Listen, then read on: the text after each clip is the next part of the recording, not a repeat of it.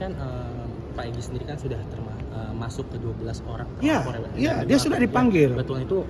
Harusnya besok dia hadir itu, ya. Tapi beliau tidak bisa hadir karena beliau masih di luar negeri. Ya, berdasarkan menurut beralasan menurut hukum kepatutan dan kemanusiaan bahwa beliau memang jangan diperiksa dulu. Ya, tapi kan yang bilang kalau seandainya Pak Egy sendiri ada dugaan kabur dan juga untuk membersihkan diri. Tidak, dia berangkat ke luar negeri untuk wisuda anaknya, kemudian anaknya sudah bekerja, kemudian dia operasi di Pineng, tidak ada melarikan diri. Dia tidak pernah dia pergi ke Amnesty International itu untuk mengantar surat dari diaspora Indonesia. Bukan dia minta perlindungan, dia tidak benar dibiayai oleh George Soros, tidak benar.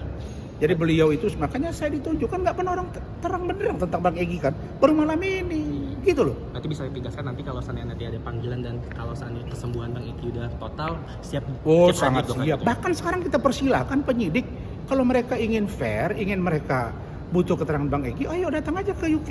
Boleh kan negara membiayai itu.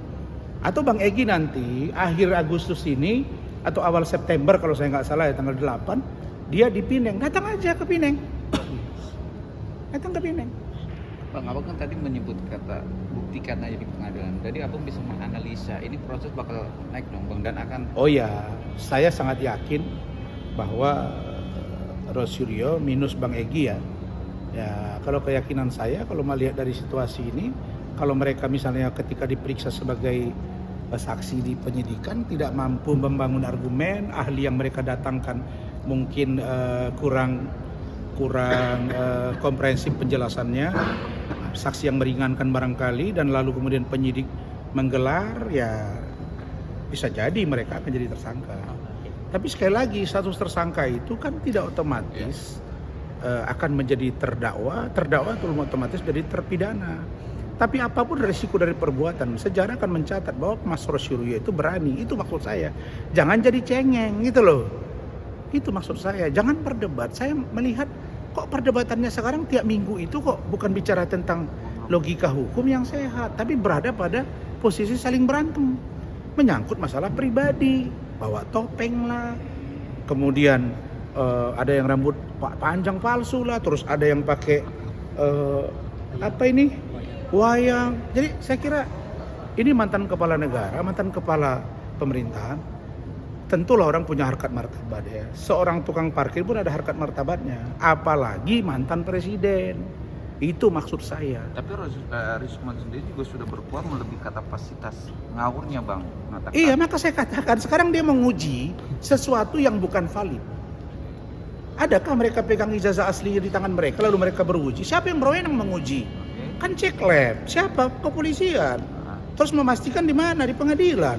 Kok dia memaksakan bahwa kita harus percaya dengan dia? Bagaimana saya mau percaya dengan Rismon dan Roy kalau barang bukti yang mereka uji itu tidak valid? Fotokopi, hasil scan, emang sama scan? Sama scan dengan asli? Kan enggak. Nah, ketika kampus mengatakan sah, ya sudah, nanti suruh kampus serahkan ijazah itu. Pak Jokowi punya kok, buktikan aja, kira-kira begitu. Nah, tapi kan pertanyaannya Bang, si Rismon itu sudah mengatakan negara ini atau Tito ini tidak kerjanya atau tidak proporsional. Dari dulu dia maki-maki terus, Bang Hercules saja dimaki-maki, ya.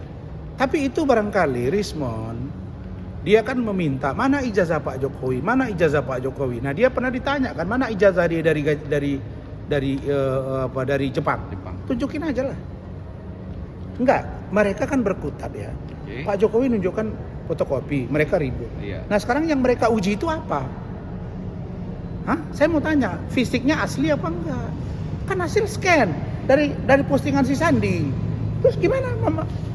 Aku tanya kalian, sesuatu yang tidak original, terus diuji orang, sah atau tidak? Apalagi yang menguji ini tidak punya kapasitas.